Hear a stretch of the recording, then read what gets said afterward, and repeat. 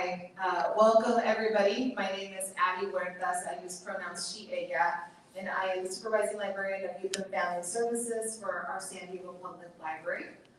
Before we begin today, I would like to recognize that we stand on the traditional homelands of the Kumeyaay people. To quote Mike Connolly-Misquish, the Kumeyaay are people whose traditional lifeways intertwine with a worldview of earth, sky, and a community of living beings. For the Kumeyaay, red and black represent the balance of those forces that provide harmony within our bodies as well as the world around us. We thank and acknowledge them as the past, present, and future stewards of the land. We recognize that colonialism is a current ongoing process, and we must build mindfulness regarding our present participation. May this acknowledgement inspire a commitment to working to dismantle inequities and legacies of oppression, as well as recognize the contributions of our Indigenous peoples. Welcome to our Books for Good Trouble Social Justice Dialogs program. The Books for Good Trouble program aims to raise awareness and inspire conversations in trusted environments such as the library about issues that are related to social justice that impact our local communities. Using books as a foundation for these conversations. We welcome authors and subject matter experts to share their work and knowledge that shed light on various social issues. We are grateful to have the support for this program from the U.S. Institute of Museum and Library Services under the provisions of Library Services and Technology Act, administered in California by the State Librarian. Now, why we're here today. I am thrilled to be able to welcome poet, recording artist, actress, activist, DEI thought leader, MS education advocate, Azure Antoinette, who will be sharing about her poetry work and bring focus to some of those injustices and inequities, particularly from her last part of her book, NOIR, Shedding Light on the Criminal Justice System. Azure has written for and shared the stage with best-selling authors and opened for Lady Gaga. Azure Antoinette is a 13-year survivor of multiple sclerosis and has strong passion for patient advocacy, living well with MS. She made her acting debut as the first character to portray her disease on screen and represent the LGBTQ+ community on the critically acclaimed show Grey's Anatomy in the 17th season as Irene Hayes. Off screen, I don't know when she has a lot of time, but you can find Azure planning storytelling strategy with her team and her parent firm, Teller Ventures Ltd. Please help me welcome this amazing human, Azure Antoinette.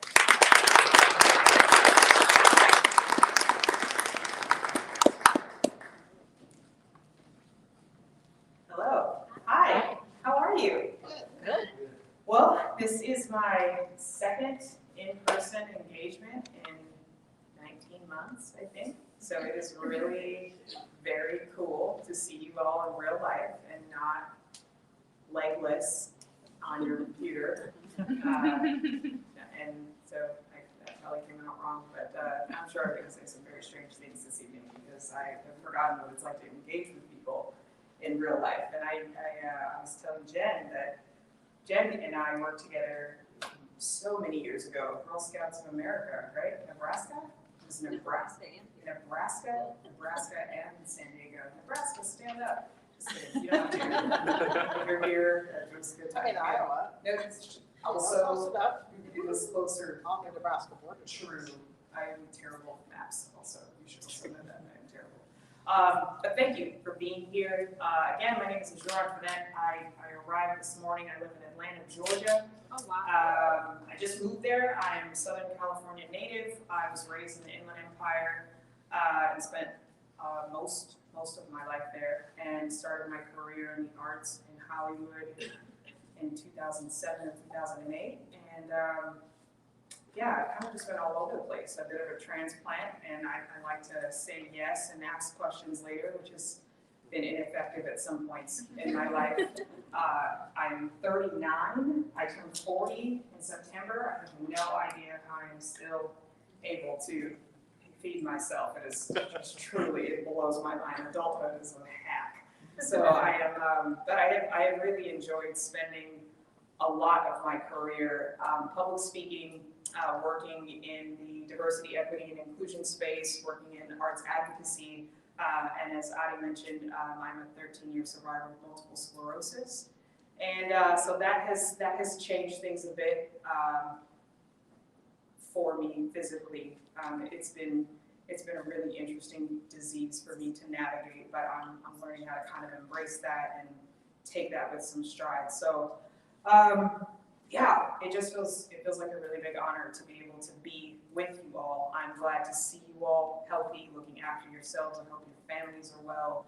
I like many others, wasn't sure that we were going to get to this space that we're in today, and it takes my breath away. I didn't think I would be so visibly affected to be able to see people again, which has been a really beautiful experience. So I'm glad to see all of you, and thank you so much for coming tonight. So I thought we'd just jump right into it. Adi messaged me a couple of months ago, at least it feels that way. I'm having some trouble with the construct of time also, because I just feel like I just sit at the computer forever and talk on Zoom, and then, you know, it's nighttime, and then you just keep doing that over and over again. And my dog will interrupt sometimes that, and I'm like, oh, yes, you need to go outside, let's go for a walk. But she emailed me a couple of months ago, and I think the thing that really got my attention was the actual name of this event. I have to, Books for Good Trouble. Books for Good Trouble. What was it? Dialogue? Social Justice Dialogs. And I was like, man, that is a hectic title. I feel like that's a yes. I don't even need to read anything else. I'm in. Let's do it. This sounds like let's get it. And so I was really excited about this because for me, I'd like to tell you a little bit about what got me to Atlanta, Georgia. So I have owned my own business since 2008. And when I became a commissioned poet, I made the job up myself because I thought I'd spent quite a bit of time in, you know, different art galleries and things like that. And prior to me being an artist full time, I was a human resources generalist, then a director. That wasn't awesome. Human resources is not where you go to have a good time. And my college guidance counselor was like, she listened to what I thought I wanted to do, and that was where she told me I should focus my energy. I'm still looking for her because I was like, this succeeds, you are terrible at this. So I was in HR, 6 years running, hit the roof. I was like, I gotta get out of here. And I remember coming home. I lived in Los Angeles. I was driving in 405 traffic. You guys know how the traffic is out here. All kinds of awful. I go up to the Rite Aid because I'm 23 and I'm like, I'm gonna get myself a box of wine and some bugles. I'm an adult and I'm going to go home and sit here until it is time to go back to work tomorrow. So I did that. You know, I opened my box of wine. I took off just one shoe because that was all I could do after being in the car for that many hours. I put all the bugles on this hand, as you do as a sophisticated adult, and I turned on HBO's Deaf Poetry Jam. And this poet, her name is Marty McConnell from the south side of Chicago. She said a poem that changed the course of my life. She said, speak or let the maker take back your throat. March or let the creator rescind your feet. Dream or let your God destroy your good and fertile mind. This is your warning. This is your birthright. Do not let this universe regret you. Wow. Right. So I had 2 bugles left. And I was like, what? You know, and I put down my Derringer, the box wine, the fancy stuff. And I was like, well, I gotta get to the universe. I gotta get to it. So as per I said earlier, I don't ask a lot of questions. I jump head first, very emotional individual, always have been. I march into work the next day, throw open the door of my senior vice president, and I said, Kathy, and we were definitely not on a first name basis, way above my pay grade. And she looks at me, she spins around slowly in her chair like the Matrix. And I was like, I quit. And she was like, okay.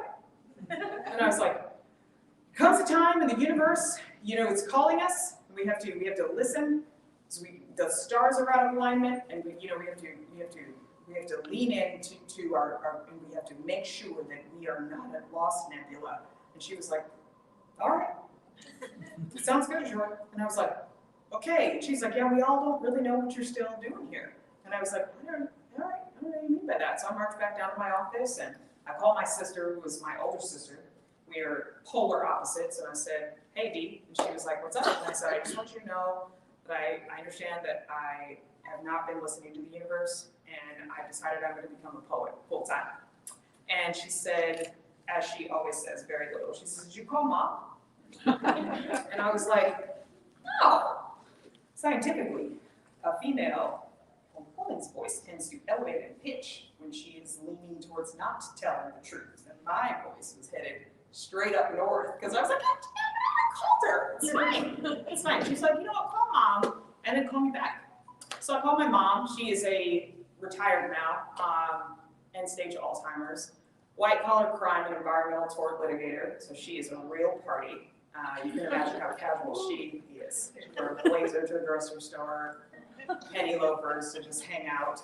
I call her, she answers the phone, she knows that it's me, and she uses her whole name, and she always says, Octavia Robinson's office. And I said, Mom, and she says, yes, Azure. I said, I just want you to know that it comes a time in the universe where we have to meet, we listen in, the nebulous, and she's like, I said, so I quit my job. And she was like, great, when do you start your next one? And I was like, what is next? How can we know what next is? And she was like, okay, so you feel pretty good about your second interview? And I was like, what second? Like, am I second? Are you first? Like, who can get stuck in the syntax? And she was like, what have you done? And I said, Mom, I'm gonna be a poet. I had no experience in this arena. Heavy reader, whole, very, very literature-oriented house. I think she told me I started reading at 3. The first casual book my mother allowed me to read was To Kill a Mockingbird. We were not allowed to watch television until I was 13. When people came back from spring break talking about all the things that they did, I talked about the unrest in the Gaza Strip, really strange childhood for me.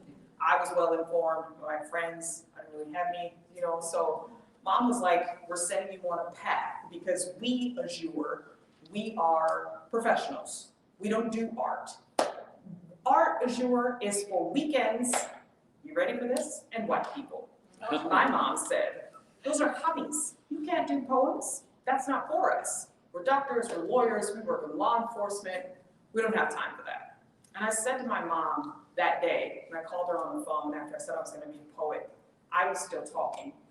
The phone line went dead. It was definitely a landline. If you asked my mom before the Alzheimer's kicked in, she said we got disconnected. And I was like, you mean the hand receiver that you hung up? You definitely weren't in the tunnel. And we saw two-way pagers, so I know it wasn't that. And, she, at the time, was very disappointed that I had made such a rash decision. But the household that I grew up in, when she said that, although it was a little bit in jest, I come from a family where that was very much the truth. You don't have time for your hobbies. This world is not here for you to enjoy yourself, Azure. You don't get to make a 75 and think, I got a C, so that's good enough. It's not good enough. You have to work 10 times harder. When you answer the phone, they're already judging you. When they see you, they've already decided who you are. So all you can do is not be better, but be best. And I could have never prepared myself for what was coming, what just happened to me in 2020, 2 hours north of here. I lived in Glendora, which is Azusa, Pasadena, for anybody that's kind of familiar with Southern California. I went to undergrad there, and I moved back to LA when we got the diagnosis about my mom from Denver, Colorado. Prior to that, I was living in Australia. And when I got back to LA, I said, I don't want to live in the city, so I'm gonna pick a suburb, a quiet suburb where I can still get to auditions and get to work if I need to, but close enough to mom so I can manage her care and all of this, that, and the other. So I picked this place in Glendora. This was January of 2020. I moved in, and I went right on tour almost immediately after. And of course, unbeknownst to all of us, we had no idea what was getting ready to eventuate. So after I had gotten back home, I lived in a little cul-de-sac that was owned by a church. The church was directly across the street, so they owned all the houses on the street. And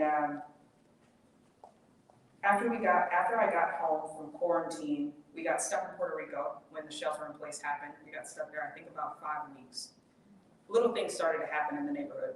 As the only LGBT member of the community there, the only Black woman that lived for quite a few blocks around, my car was broken into, my roommate's car was broken into, they brushed it off. Then I have a service dog, her name's Bella. She's a Great Dane Pit Bull. She has no idea that she is my service dog and I'm not her service human. The sweetest thing you've ever seen. Just huge and floppy and a little bit, she just looks kind of intoxicated, like right before the girl's like, I love that song. Like, that's Bella. Like, that's Bella all the time. It's not I love it so much. So she's fantastic. Everybody loves her. The Postmaster General decided that I no longer was going to get mail. So they put me on the list. My house was blacklisted, the only house in the neighborhood. I called, they were like, yeah, well, you know, this can happen, but we can't remove your name from the list until you get rid of your dog. So they sent the Humane Society to remove my dog. They came, they showed up with a whole vehicle. Then all three of the officers are sitting on the ground with Bella. I have it all on video, just playing with her, having a good time. They're like, we're gonna throw this out. Shortly after that, there were nails in my driveway. Then my fence was taken down. And the last straw was, I have a huge garden. I'm a massive green thumb. I get up every day, I do my PT, and then I garden, and it really helps me with my dexterity. And there was 2 helicopters, a fire truck, and 6 squad cars, and they all rolled up on my lawn, busted through my front gate, and they were like, your neighbor said that you started a house fire. And I look outside, and all of my neighbors are just watching in their windows. And I left that day, and I left California that day, and I moved to Atlanta, Georgia. I say all of this because I never wanted to live in the South. Whilst I went to an all-white school, lived in a very, very settled white suburb, my mother's intention was to make sure that we could always acclimate. She said, I want to make sure that I set you up for success. You have to know how to get along with everyone who doesn't look anything like you. You cannot rest in the fact that like the community will just take you in. You have got to be able to, as we call it, code switch. You've got to know how to walk into any room and make sure that you are evaluated on your meritocracy and your knowledge, not by what a stereotype has been conjured that may or may not be true. You must be able to hold your own anywhere in the world. So this is why I've placed you in this position. Do I think it was an advantage? I don't know. Do I think it was a disadvantage? I can't say that either. But it broke my heart. It broke my heart that this pushed me out of a place that I was from. This wasn't far. This wasn't the South. This wasn't Georgia. This wasn't Arkansas. This wasn't a sundown place. This wasn't that. This is where I went to undergrad, where I was in musical theater, where we used to walk around and go to Jack in the Box and Taco Bell, and it was all good. So I just could not understand how in a small scope of time, 2 decades at best, the place that I understood to be home had become virulently violent. And you didn't see it all the time. But I started to notice little things like we couldn't get to the Lowe's because they were affiliated with the Democratic Party. So these trucks would block you from getting on the street. They would drive huge parades with massive flags out of the back, some nooses, all kinds of things I had just read about. And here we are in 2020, and here I am, a native of Southern California, the place where we just do whatever we want to do and everybody is open. And I'm thinking to myself, how on earth, Azure, did you miss all of this? My sister, the one I was telling you about, my polar opposite, I used to always call her like a tiny Black Panther. She is so much shorter and older than me. It's so bad. Just, it's like, you're so unpleasant. And she was always like, sis, you can't let people take advantage of you and you're too nice and this and this and that. But I don't believe in a monolith. And I still don't. But what I understood that day was that I was no longer safe at home. And what I had witnessed wasn't happening not to me, it was happening in my own actual yard. And a couple of weeks before that, he's like a little brother to me. We went to get our hair cut, and we're turning into this, it was like Albertsons, you know, shopping, like a strip mall, you know, where they have all the stuff. And you pass an ammo shop, and it's next to the barber. We've been there before. And this gentleman's standing in the back of like a Chevy S10, and he stands up, and he cocks his double-barrel shotgun, and he just points it at the car as we drive by. So we drove home. And we never said a word to each other about it. And it was all of these things, just one after the other. And all the while, we've got Ahmaud Arbery. We've got Breonna Taylor. We have George Floyd. I'm still rocked. I'm still rocked at the loss of Trayvon Martin. I studied Emmett Till. I'm watching it on the news. I am watching it on the television. I'm seeing it in social media. And then they took down my fence. And the police said, "Oh, are you sure?" Well, it was there. Now, I'm certain about that. And he's like, "Well, you look nervous." I'm like, "I definitely am. I most certainly am, because it's 6:30 in the morning. And I'm just outside like I am every day, gardening, tending to these beautiful cactus that I've grown by seed. And I light my little chimenea like I always do. And y'all come in here with a whole host of the cavalry to save who? Because I certainly don't feel safe. And now I have to justify if this is a real thing. So where did I go? I went to Atlanta, Georgia, where I consider it to be the darling of the slave South. Because there, when you go to the public high schools, Frederick Douglass High School specifically, I spoke there in 2016. It's Frederick Douglass, massive statue, a monument. There's slaves all around his feet, and he's got a cape, and that's what the students walk into every single day. I don't want to have a conversation with you about maintaining history. I do want to talk about trauma. I do want to talk about triggers. I do want to talk about not being able to move forward because someone says you stay here. And then when we think about time moving forward, and we think about this not being the 60s, this not being the 40s, this not being prohibition and underground Savoy clubs, when we think about that, and I think, here you are, Azure, 2020, the Maya Angelou, the millennial generation said Forbes, they took your fence. You're now a nuisance. And you, Azure, ought to be grateful because Breonna Taylor didn't even get a chance to speak for herself. And you want to ask me, do I think my life is worth more than yours because I said Black Lives Matter? The fact that you are accosted by that means that you can't hear me. No one says that in an emergency room. You do not burst in and say, I too once have had an emergency. If someone passes away, I once have experienced death. You respect what is happening in front of you, right? And it was so strange to be in this space, watching it happen in the United States, watching it occur to me and then thinking, well, now what are you going to do? And how do you get people to stop before you too are a hashtag? And is that then celebrated? And is that then your legacy? And then what? And 2020 for me, yes, COVID, but what 2020 will forever mean for me is full vision. My question before we open up dialogue, rather my observation, was that I watched a lot of people in shock and in awe. If I take us back a year, we still were kind of discussing it.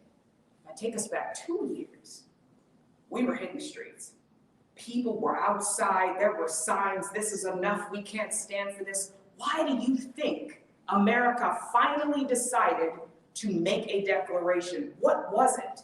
And I've spoken about this ad nauseum on Zoom because, as you all probably have seen, everybody then, diversity became the new transparency. Diversity became the new self-care. Oh, let's talk to people, listen to this and watch this and look at this hashtag. We've got a march and Azure, are you coming to the march? I don't want to walk, you do it. I didn't do this. You go outside. I'm all set, I'm in here. I have to look after myself today, I can't do that. And will you still be here? Will you still be here when we go back? When we return? When you can travel again? When you can go back to Burning Man? When you can hit Soul Cycle? When we can all have green juices outside? Will this still be as accosting to you? Or does this also feel like a campaign? Does this feel like a soundbite? Because I am not a soundbite. My life matters. Your life matters. And I would say if we could see the actual construct of humanity and not create more groups and more silos, we could probably make a difference. But we're so busy wrapping it up so that we can make a declaration, so we can move on to the next thing. Well, I'm an ally. You don't get to say that. I get to call you that. It's no different than walking into a room and saying, you can trust me. I don't know that. I'll let you know if I feel like you are trustworthy. When you love someone, you purpose to love them for the rest of your life. Not, I loved you, and it's done. Equity and equality and standing for that is something you have to do the moment you realize that you've been inequitable. This then is something we have to constantly check in on. And so I became overwrought with requests and emails and can you come speak to us? And by come speak to us, I mean virtually, we want to have a symposium and we want to engage our employees, and everyone was exhausted. Not only that, not only was this happening in the racial climate of the United States, again, people were dying at a rate that we couldn't even process. I have cautioned my clients, the students that I teach, the people that I coach, there is no back to normal. That is to delete 600,000 people in this country alone that lost their fight, because this country also doesn't prioritize healthcare, because we also make that a privilege and a right. So I say, begin again. I say, check in with people. I say, ask them how they are. I have asked people to stop using phrases like unconscious bias. That in itself is a slap in the face. If you are here looking at me in any way, you are not unconscious. You cannot unsee what has happened. We cannot just say that was a time. That is where we are. So there are so many things that have shifted in me, that have shifted in my world. 2020 will always remain a full example of what it was like to watch America open their eyes. And what breaks my heart the most to this day is that we wouldn't have had that visibility had we all not been put in a massive national timeout. There was nowhere to go. There was nowhere to position your energy or look the other way or go within. You couldn't unsee it. It was happening over and over and over again, but also there's so much historical context. So I say all of that to say, although heavy, when Adi messaged me, I thought, I could do that. I can get into the fact that there are still spaces that want to have a conversation. That there are still spaces where people are like, we should continue to work on this. Because you can't fix something like that. There was a lot of talk about the system being broken. I educate young Black people all the time. It is not broken. It is designed impeccably to scale. It is the most incredible system that I've ever seen. Economically, socioeconomically, there is nothing like an oppressive complex. I have never seen anything like it in my life. And I'm a big reader. I take in a lot of information, but it never skips a beat. It never misses a beat. So you can't just then decide, okay, we're gonna do a new thing. It doesn't work like that. We have to constantly be active in our ways of changing our thought process, of adjusting our bias, of checking ourselves on our macro and microaggressions. And it's not just about race.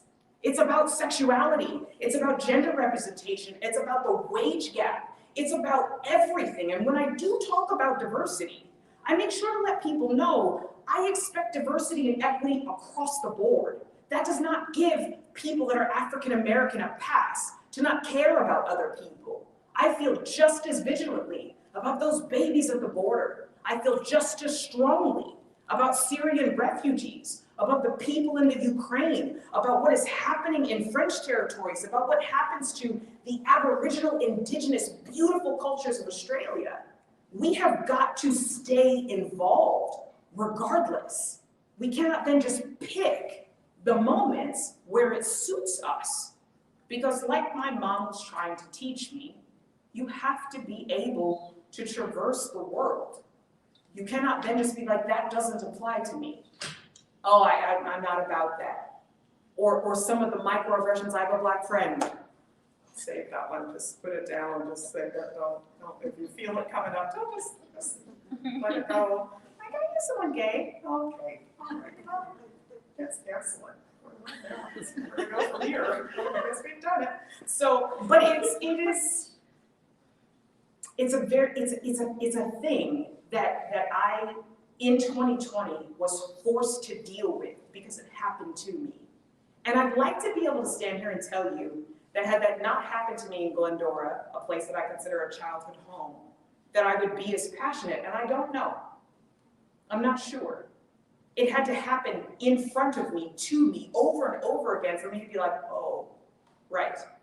It doesn't matter, Azure, that Oprah said that you were fantastic. It doesn't matter that you were written in Forbes. That doesn't matter. It doesn't matter that you opened for Gaga and you were on Grey's. That doesn't matter.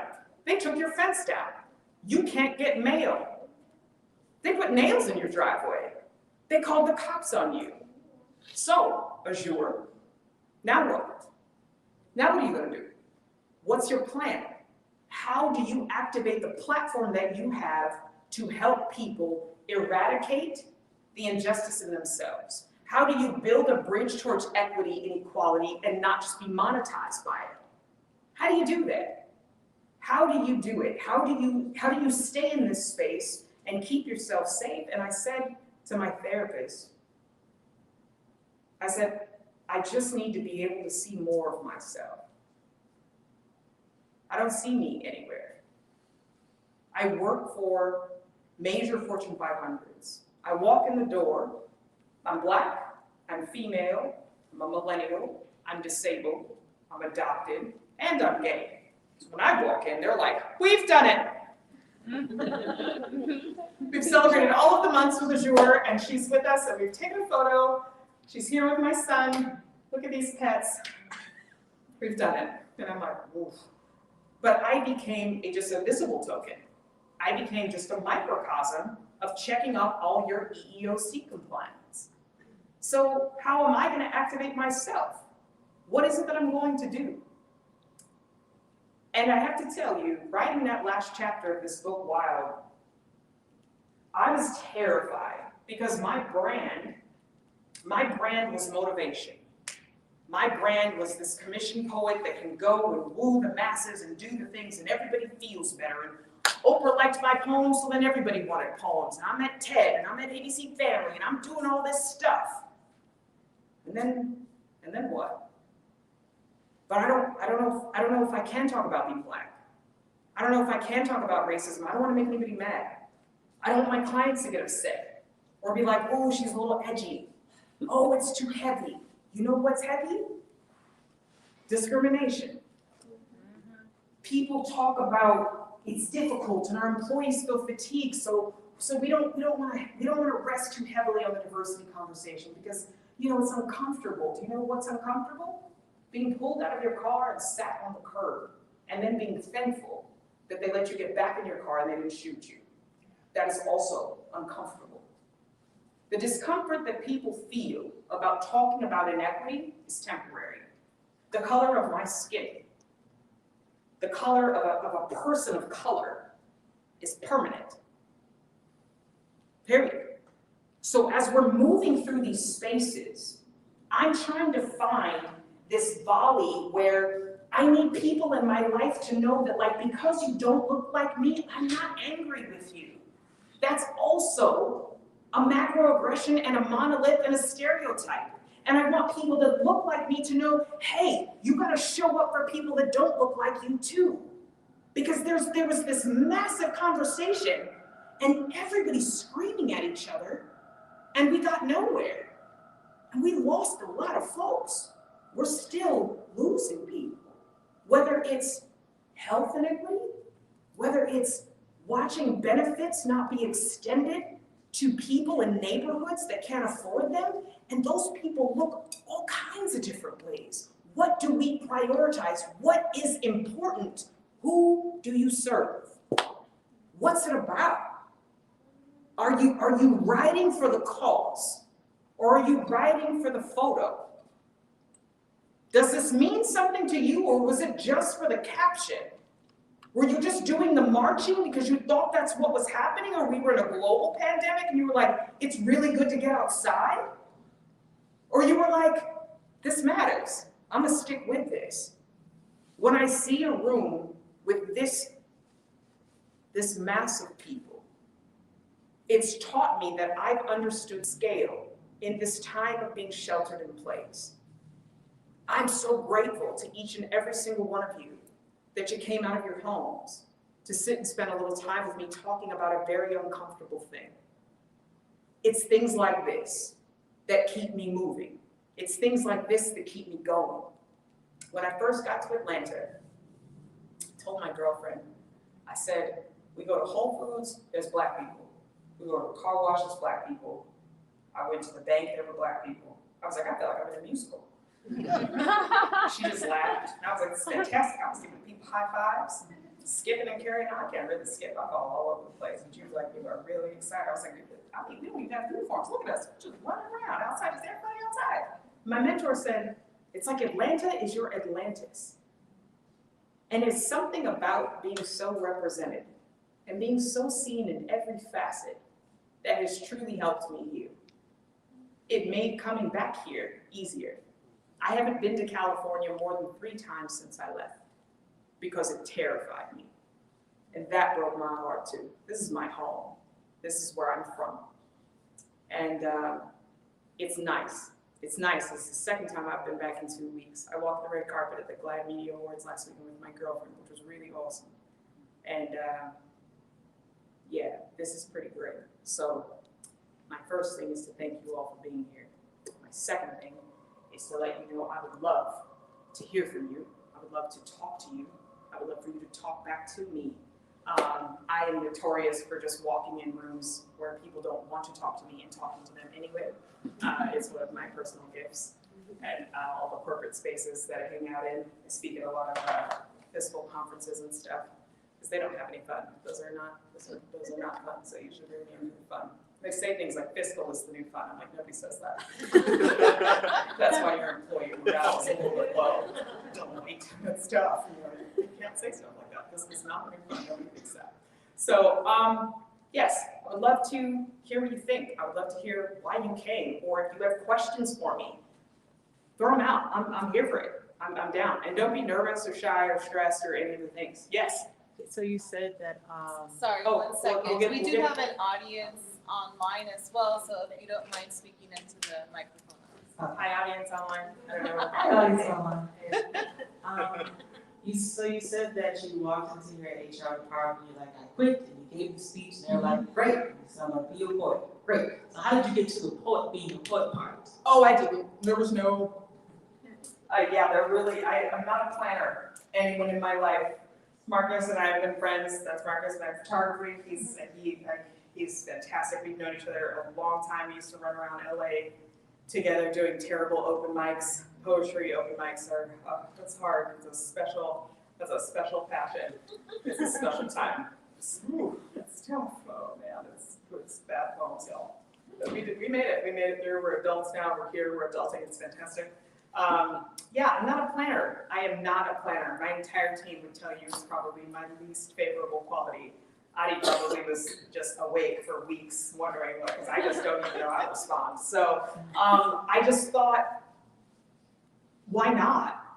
If they, you walk into the hospital and it's like a lump and then a big piece of metal and they're like, this was commissioned for the lobby. I'm like, why? What is it? What is this? And then I would ask another deductive question. I'd be like, so they were paid to create this piece and you guys were like, this is good. and then you paid them.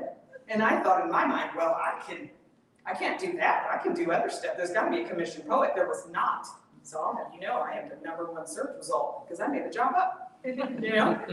But I do love, the one thing I was told my entire life growing up was that I talk too much. It was on every report card, all the summaries, I had great grades, I'm like, she's wonderful, she's just chatting, so much chatting, you know, so I was like, oh, well, this is fantastic, I'll just talk for a living and it'll be fine, and my mom will see that I applied myself, it's gonna be great.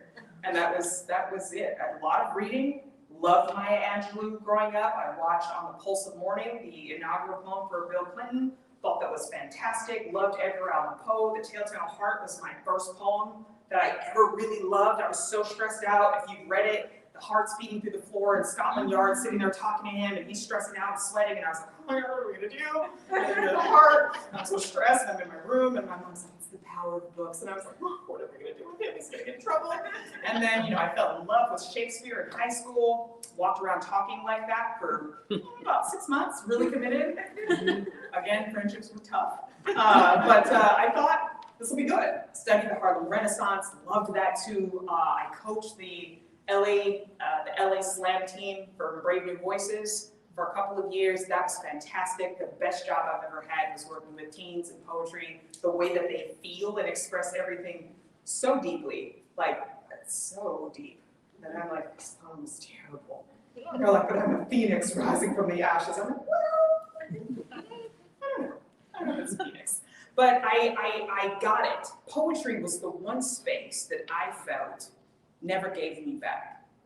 Poetry was the one space where I felt really comfortable to just stop or keep going. And everyone was very open to that. So it felt very natural to me at the time. If you would ask me if I would do it today, no. Today, this Azure needs sense.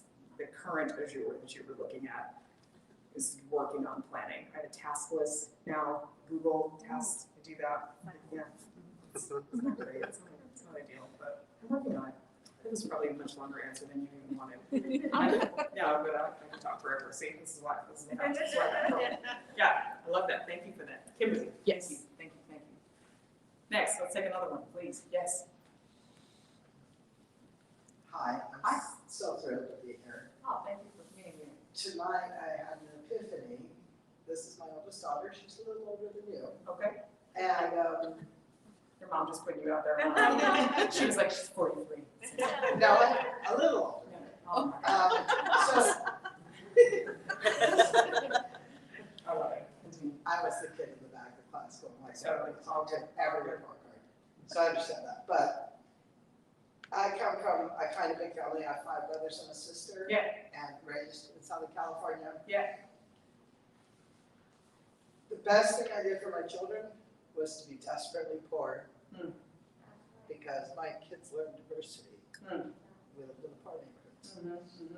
And I always had made my brothers and sisters in their big houses on the hills. And I think it's the best thing I ever did for you. Now, I don't know if this is appropriate, but. You're great. Okay. Continue. No, you go ahead. You're all right. We'll let it happen. I don't want to have conscious or unconscious bias. Sure. I want to actively root that out myself. Sure. And as part of that, I read White Fragility, was written by the white woman in the room trying to explain to all the white employees how, yeah, you really do have biases. And yes, white privilege exists.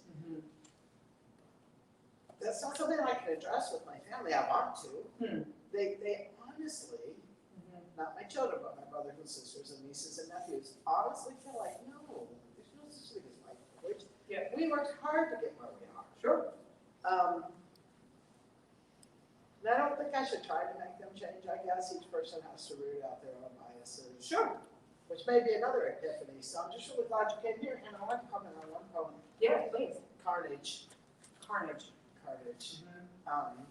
It just ripped me apart. It's a beautiful poem. Oh, well, You know what? For somebody who talks a lot, poetry is talking very little. That's true. Yeah, that's true. I've learned to say less. I think when I had just started, my poems I thought they were all very epic.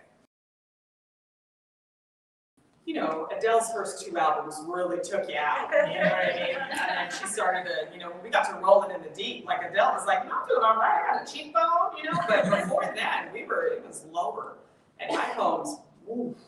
The first poem that I auditioned with is one of the worst things I have ever read or heard. And people are always like, do it. Never. It will never happen.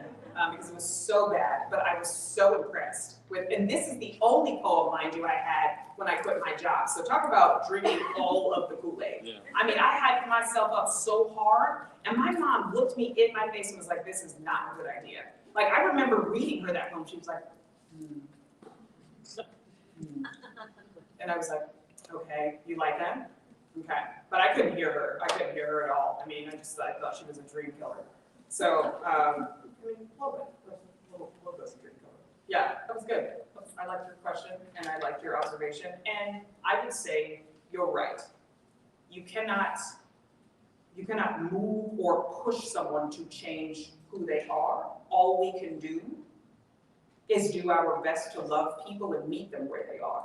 And when you try to move that along, when you try to push that further, it can harbor resentment. It can come across the wrong way. I try to encourage myself. I try to encourage others, people in my life, to model and be what it is that they are not receiving or they wish to seek. Which I know the adage is be the change you wish to see. Pinterest and Instagram has really ruined that for me. I think the last time I saw that graphic, somebody put Steven Tyler, and I was like, okay, well, he didn't write that, but all right, I'll just, you know what, it's fine. We don't know each other. I don't want to start a comment war. I can tend to get on a tear on social media, so I have to monitor my nonsense. But it is true. When we are diverse, when we are equitable, you just are. You don't have to say I'm not racist. You don't have to say I like women. You don't have to say I'm a feminist. You model it. You don't also have to say I'm a safe space. I'll know. Anyone that has felt threatened, unwielded, unsure, not protected, knows what safety feels like. Because it's the absence of the fear that we carry. So we have to just be it. You cannot then just demand it and say that it is so. It's simple. We just are. We are open. We are listening. We are present. We are safe. Those are things that we can embody. When people say, when they talk about allyship, which I also am struggling with that word,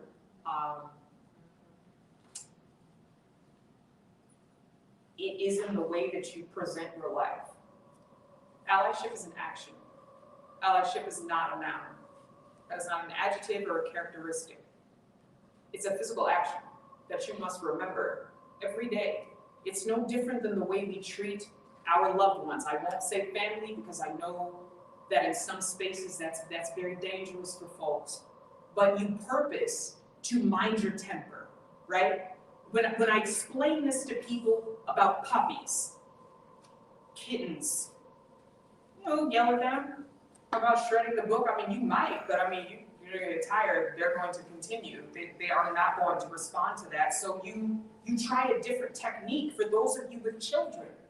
Whether they're your own siblings, cousins, when they do a wrong thing, you do your best to be like, okay, let me try this another way. We must continue to do that with one another because we do come from so many different places. If I was teaching you in one of my seminars and you directly equated poor neighborhoods with diversity, I would tell you that's a microaggression. And you'd be right. Because it is. It is. So, and I'll give you this anecdote. My neurologist, she's one of 13 that studies multiple sclerosis in Black patients. As of the 1980s, it came to be known scientifically that Black women with multiple sclerosis suffer more physical abnormalities than anyone else that ever could contract the disease. So they started a study in Atlanta, and there were 4 students at the time. There are now 13 doctors that practice this in the world, specifically studying how this affects, demyelination affects African Americans or people of African American descent. And I met her in Atlanta, which is how I got to Atlanta in the first place. And she said, "How do you like it here?" I said, "I've just never seen so much of myself everywhere." And I said, "This is the first time in my life at 38 I've ever had a Black physician, let alone a Black neurologist." And she said, "Oh, I just had no idea we were doing anything else." That blew my mind. She said, "Our attorneys were Black, my dentist was Black, my dad's accountant was Black, our lawyers were Black." She was like, I saw nothing else. And I think to myself, how is it the birthplace, one of the birthplaces of slavery in this country, houses some of the most brilliant Black talent I have ever seen? And why is it in one city in this country? And if you've ever been to Atlanta or you know someone Black in your life, they will tell you it is like nothing you have ever witnessed. It is every kind of Black.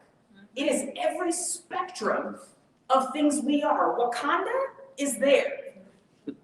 I mean, I would never do leather. I don't think I could pull it off, but I might try.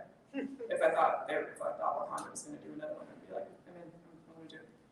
It's fantastic.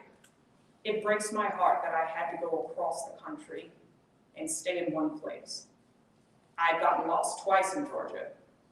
Haven't made that mistake again. It's very clear when I step outside of Atlanta where we are.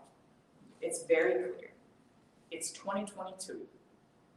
Yes, history, but also present. So I would say, as we're moving forward, as we're thinking about how to traverse these conversations, it's not always Black and white, but a lot of times it is. Hence, NOIR, the French word for Black. Hence, NOIR 2020, because again, that for me felt like a full vision perspective. So I encourage you, as I am encouraging everyone and myself, to not get weary in your advocacy, to not get weary in your marching, in your reading, in your talking, in your own personal diversity, asking others how they are. It has blown my mind to see just how many people have vacated the space. And I shouldn't be surprised, y'all. I know better than that, but it doesn't break my heart any less. This is still a problem.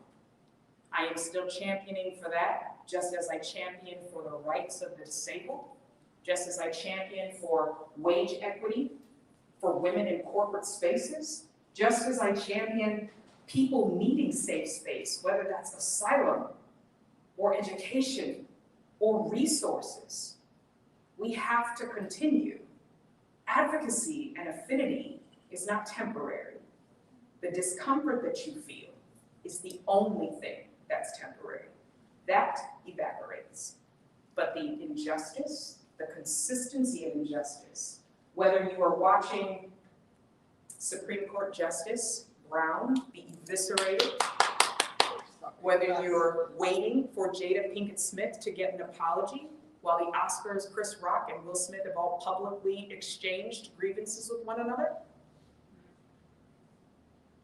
whether you're waiting for Brittany Griner, the WNBA player, to be brought home from Russian detainment, whether you're waiting for Sha'Carri Richardson to get a chance to do the Olympics again, when another Olympian was accused of the same thing and allowed to compete. Those are the things that are real and true. Those are the things that are consistent. Those are the things that we have to understand carry merit and carry a lot of legacy.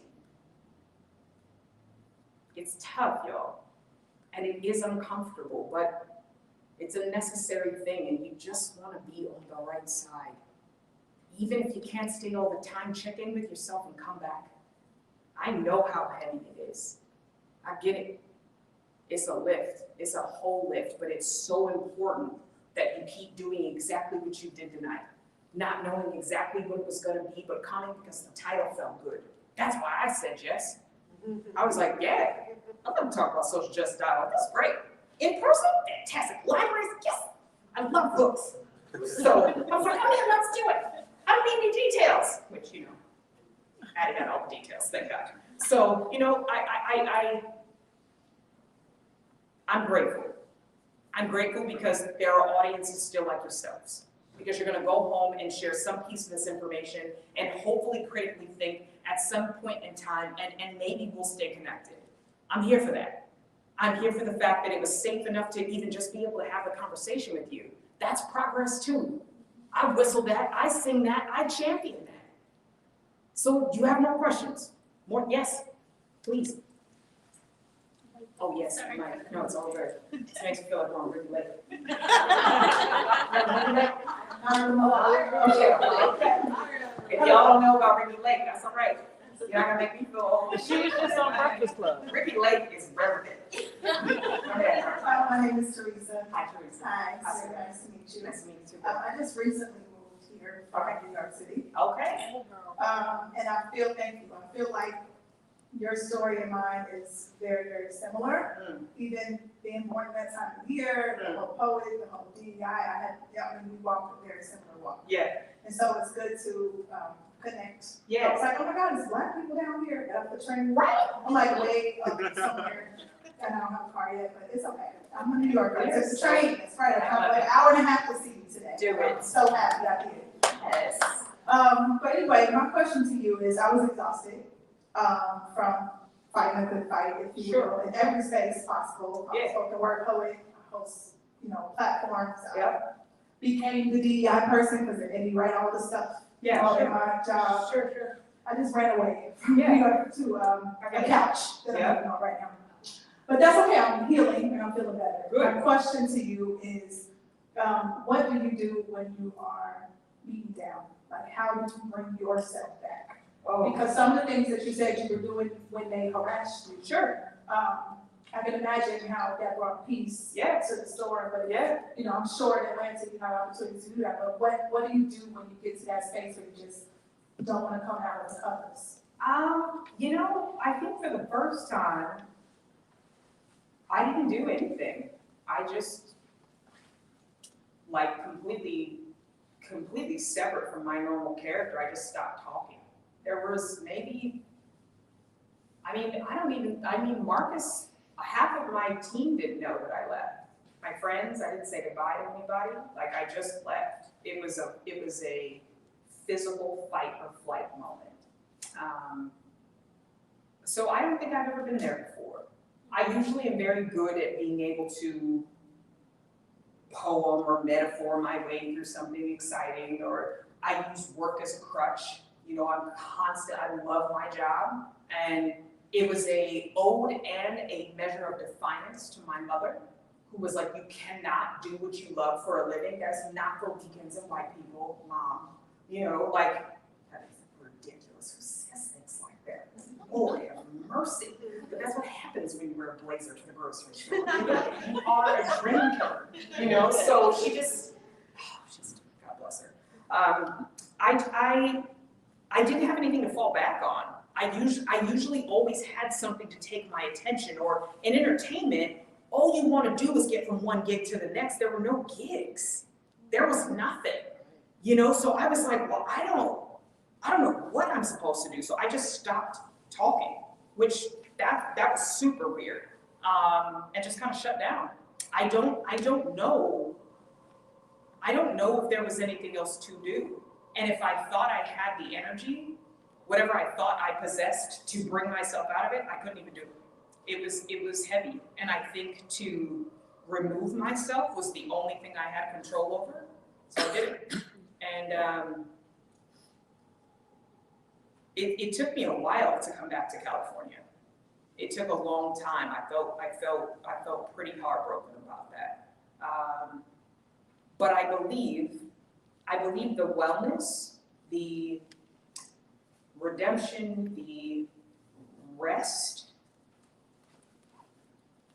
can happen anywhere. Atlanta is fantastic, but I had to get out from where I was physically witnessing all of these things and enduring it, because when I talked to my friends around the country, this was happening all over the place, whether it was Brooklyn or Harlem or Omaha or Albuquerque. Like, I was hearing all kinds of things. Like, I had people in Ferguson. Like, I know people everywhere, and it was these small things, but we get silenced. Any time that it is a stage of oppression, fear is what moves that vehicle forward. Speaking out feels dangerous. And I was in Atlanta, I think 2 months before I posted about it on social media. And the post went viral. People from the church, Glendora's mayor, everyone started DMing because it was getting so much traction. They were like, we don't want this out. Like, what can we do? This and that, and please call us. And I'm like, I told you all, because I have a whole file of complaints and witness statements, and everybody just pushed me aside. So I left. You win. You get to keep your cul-de-sac intact. I'm gone. I'm out.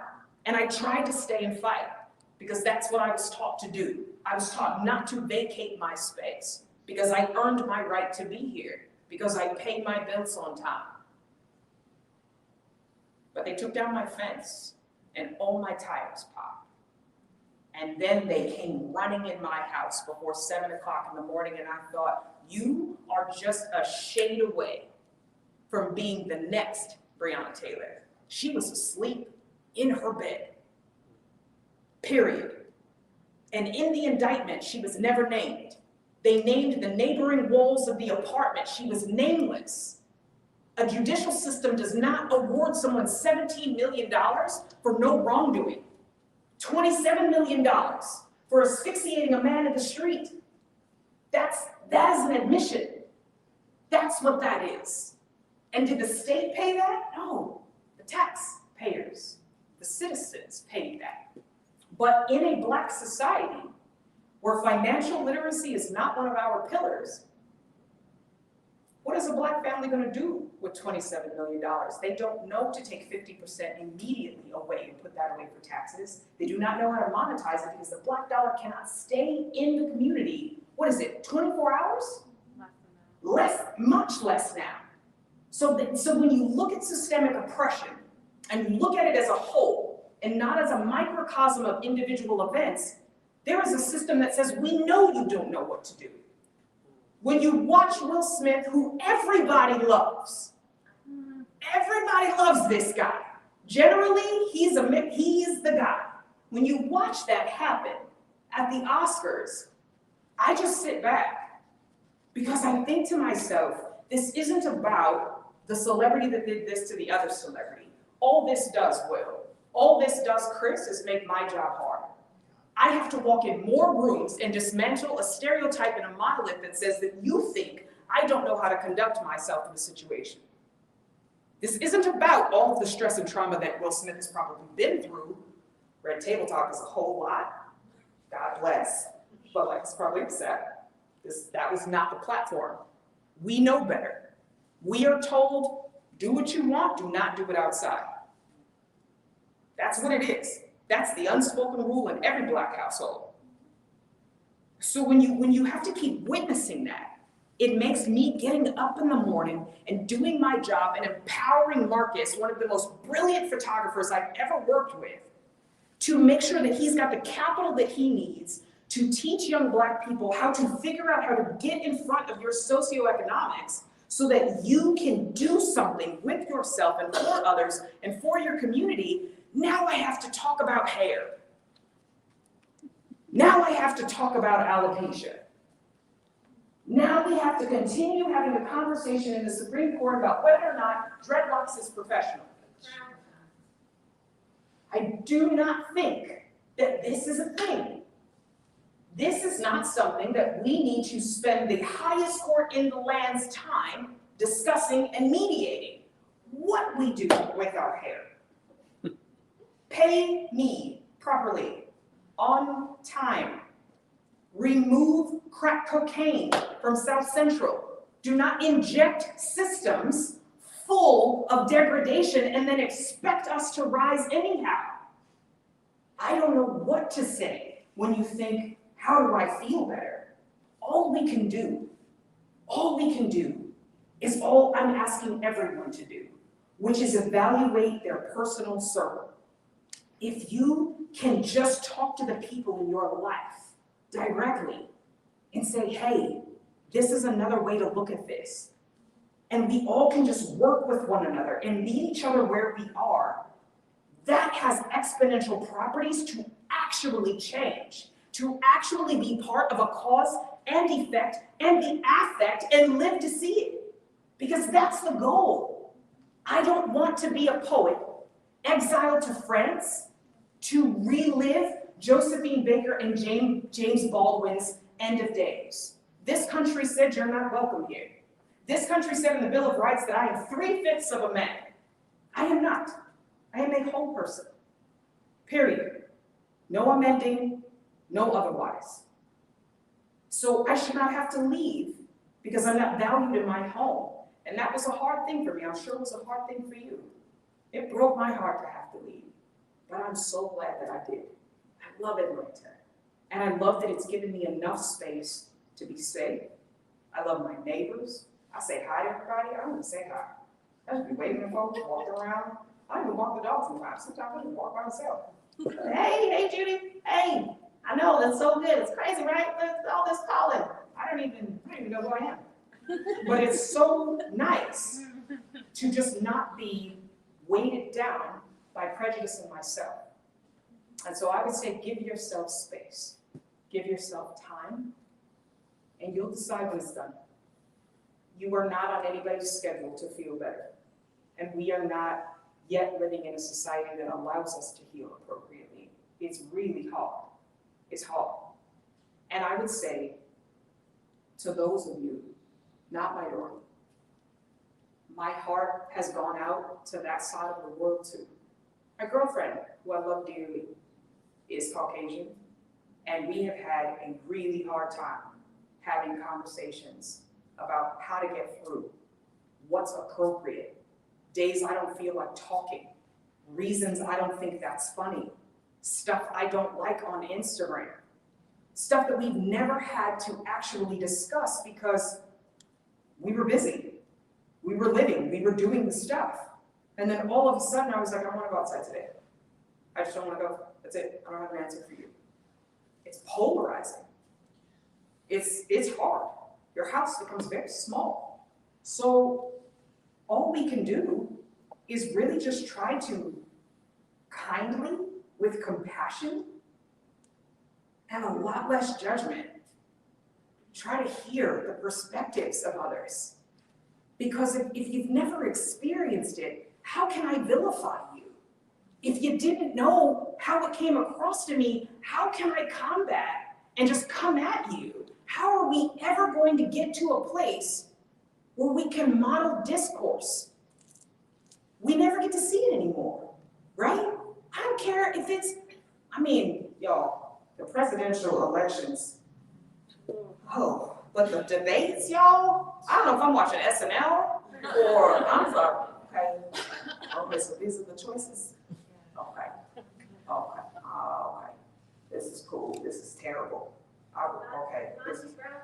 What's that, love? Fantastic. But I'm just saying, we are no longer able to witness respectful dialogue where there's opposing content. We see knockdown, drag out everywhere, right? And society's like, do it, give us more. Let's, what's the cheese and what's the tea and all of this? And I'm like, we need more examples of disagreement and respect. This is not the first time in humanity people haven't agreed. Like, y'all, read a room, a book, anything. Read something other than the phone. Pick up a thing, pick it up. My publisher has been trying to get me to do Kindle. I don't even know how long, and I'm like, that's a hard no. No, it's definitely, I'm not doing it. I believe in the heft. of reading material. I believe in the completion of spine, I believe in cover to cover, I believe in all of that. Honestly, library, I don't even read anymore. When she said library in the email, I was like, let's go. When is it? Yeah, you want it today? You want me to come out tomorrow? Yeah, we can do it. I drive, it's fine. I'll get on the bus to school. I would never get on the bus. I hate the bus. So, but I would have come, if that would have been, I would come for you. I would have definitely, you have to know, I would have been here for you. So, you're doing great. You're doing fantastic. And if you keep showing up like you did tonight, and you keep making people like me feel safe, and you feel like you yourself can laugh with me and we can exchange dialogue and discourse and we may look nothing like one another, then we can get to a place where maybe we graduate to the I don't see color. But we're not there yet, so please stop saying that. See mine, see it. Helen Keller can't see it. You can. There is a difference. There is a difference in just basic structure. And if we could just give some allowance to acknowledgement, we can change some things. We really, really can. Do y'all have any more questions? All right, everybody's standing over there. I'm aware, I remember the stand. No, not at all. We still have time to take questions, so are Yes. there any other questions from the audience?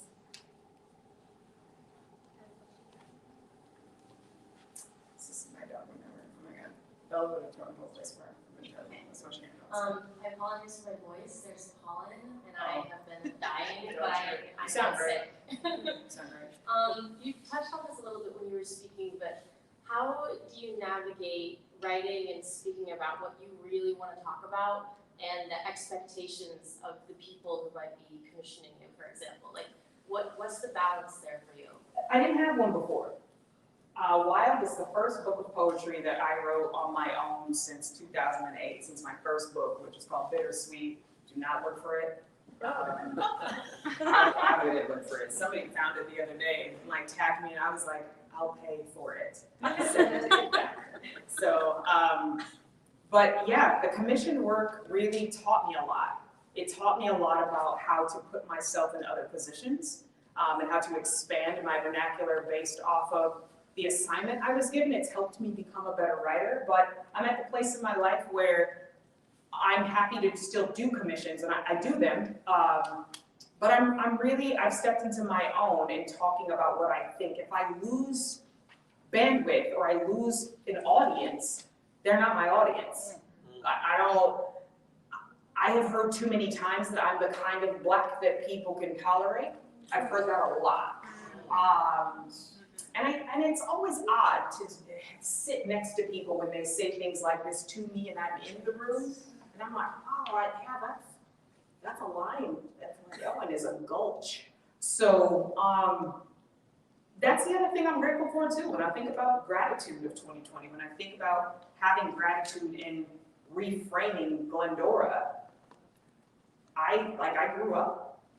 It stretched me and it has pushed me to a space where I'm not worried about it anymore. It is what it is. If you're going to get up and walk out, you should definitely get up and walk out. Like I'm all set. So we've got to champion telling the truth, even when it doesn't suit the others. And that's a scary thing. But I've worked so hard to do this thing. The one thing I know my mother would have always wanted was for me to stand my ground. And I'm not one or all of anything. I do believe people first has always been my trademark. And that doesn't mean black people first. It means people first. Period. I don't care what the identity is. People first. If we can conduct ourselves the way that we freak out over rescue pets, koalas, and brush fires, if we can do that the way that we champion the plastic rings that hold a six-pack together, then I expect that when we are facing the loss of life, we will ride for that too, you know? So I'm not balancing it anymore. And I'm grateful. I'm grateful to be in this place. It's taken me a long time to get here. Thank you for that question. We have one last question. This will be the last question. Viennese Diaz.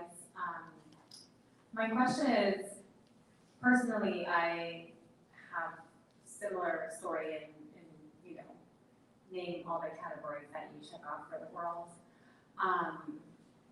And I find that with the pandemic, post-pandemic, we're still in there, guys. Building community, accessing people has become this alien endeavor. Yeah. So I feel you when you say, like, I'm in a room with people, it's an event. Right. Whoa, this is exhilarating on the inside. How do you see your work building community? How do you see all of these issues intersecting with the climate that we're living in now, post, during? I mean, it doesn't. It hasn't. I mean, this is the first engagement I've had specifically this year asking me about this, because clients, my clients range from Johnson & Johnson to large banks, entertainment spaces. They're like, well, we've done that. They have said that to me. Well, I mean, diversity, like, I think we did pretty good. And I'm like, oh, how, what do you mean? She was like, well, I think we should talk about. I'm like, oh, we're not done. We haven't done it, but okay. So people are, but also to that end, there is a massive amount of fatigue. The exhaustion that we all have experienced with just loss and the amount of media and the weight and the heft of all of it, that's a lot for anybody. Whether you're oppressed or unoppressed, there's no way to get through that and not feel like you have to protect yourself or be like, I'm not, or I am, like everyone is on pins, right? Because everything changed with no warning. So have I seen it cross over? No. And I'm not, it's not a surprise. Again, it's just, I built out a four-part coursework during, I call it our summer of allyship, which is sarcasm. Because we were like, well, let's do this. I'll let one side girl make sourdough loaf. So, which that was also terrible. I don't make sourdough. So I broke it apart as an acronym. So A stands for acknowledgement, L stands for listen, the second L stands for learn, and the Y stands for you.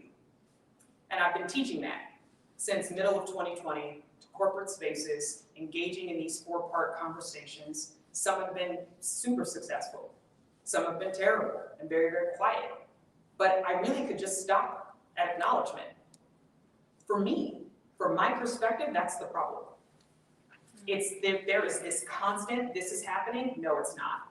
Insert gaslighting, insert Robin DiAngelo and White. I can't with the book. You cannot get up in a room and be like, you all are doing this. She is also doing that. So people are, you can't just remove yourself from the nucleus of whence you came. You actually can't do that. We all have to take responsibility for the parts that we play in this conversation and massive disagreement. But acknowledgement is huge. And we all know that as a fundamental. Sometimes all you want to hear is like, I know you tried. Not everything you did wrong, right? Sometimes you just want to hear, you're going to get there. I'm sorry that happened to you. Yes, that is unfortunate. I'm sorry for your loss, not I lost somebody, I did better, I didn't have a hard time, I'm not dyslexic. No, but we don't move forward that way. We move forward by somebody saying, I see you. I'm sorry that happened. How can I be of service? How can I help? Not, that's not happening. I'm not this. But that's a human response. So I can't say that I have seen it cross over, but all I am continuing to try to do is have more conversations like this. More conversations where I can feel the energy of you just being open to listen. You wouldn't believe how many rooms don't want to hear it or are ready to just pop off at any given moment. And it's nice. This is the kind of stuff that for me, an advocate, constantly ready at any given moment, it's good. I don't know if we would have had this conversation in 2019. And it's nice that you're open to having 2022. And I'm here for that. I really am. I really appreciate it, y'all. This is super good.